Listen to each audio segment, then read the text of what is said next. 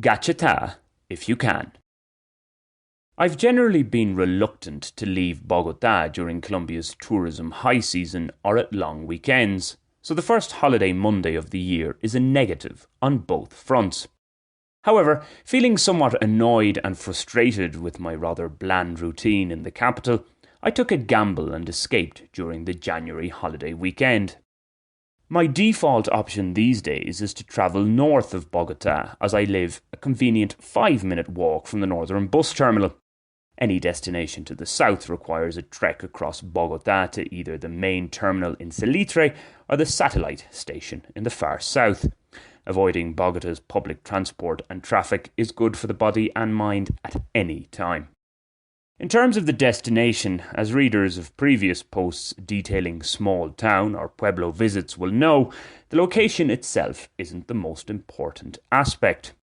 Almost any town within a 200-kilometre radius of Bogotá will have a reasonably priced hotel, a picturesque main square, a panaderia with drinkable coffee, a tienda with affordable beers, and a few hills to wander around to work up a sweat and enjoy a little bit of nature.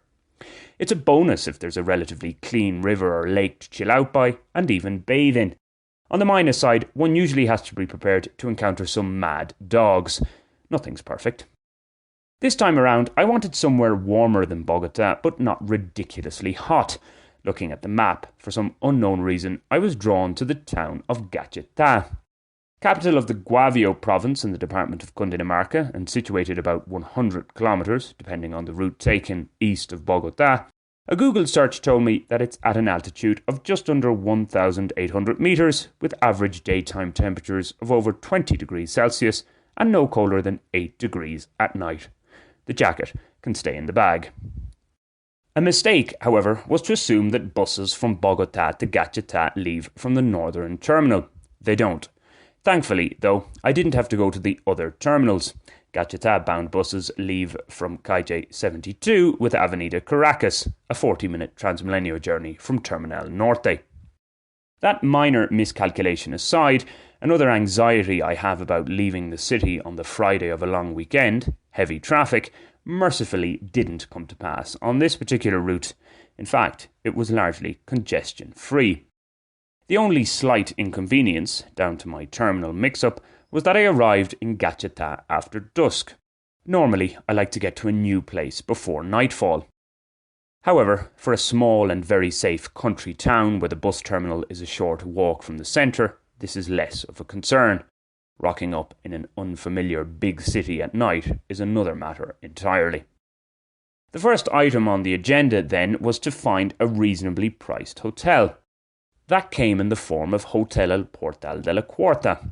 At 25,000 Colombian pesos per night for a spacious ensuite room with a hot water shower, not that the hot water was needed, a comfortable double bed, cable TV and, of course, the essential steady Wi-Fi, one can't go too wrong. Wilmer, the mild-mannered owner, is also on hand to give some sightseeing tips. One of those tips, perfect for the hill walker that I am, was the Ruta del Agua water route. This incorporates a 4-kilometre trek, taking the most direct route, up to a statue of... Go on, give a guess. Yes, that's right, the Virgin Mary. No Colombian town is complete without such an attraction. If it's not Mary, it's Jesus. The spot offers a nice view of the town and surrounds. It's not a cul-de-sac trail, but whether you go the shorter way or take the slightly longer route via Carrera 5 and a townland called La Chamba, you'll cross the Rio Salinero. This predominantly shallow, fast-flowing river does have some deeper spots where you can have a refreshing dip. In rainy season, it might be a different animal altogether. Mentioning Carrera 5, exiting the town taking this street is where you'll pass what is arguably one of the most scenic cemeteries in the country. It is, to die for. Sorry. The hill on which the Virgin Mary stands is perhaps about 100 metres higher than Gachetá. So for those looking for something a little more taxing in terms of a trek, a walk to the nearby village of Junín offers just that.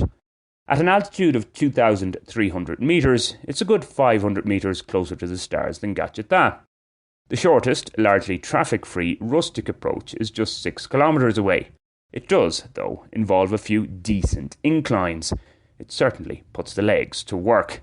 The reward is getting to take in the quaint Junín, sipping on a coffee and arepa, or, whisper it, a cold beer. It would be remiss of me not to go into a little more detail on the arepa, Colombia's traditional cornflour snack, available in these parts. Each region of the country has its own take on them, but I have to say the cheese-filled, unsweetened ones in the Guavio province are about as good as they get. I mean this in terms of plain arepas, not the delicious Venezuelan ones that are stuffed with all sorts of fillings, or the egg or meat-filled arepas originating from Colombia's Caribbean coast. Back to Gachetá, some might say that it is the least impressive of Guavio's towns. From what I've been told, the similar-sounding Gachetá, for one, on the banks of the Guavio Reservoir, a very scenic man-made lake, is more idyllic. That may be so, but in terms of a quiet, rural retreat, Gachetá grades well. It beats being bored in Bogotá, anyway.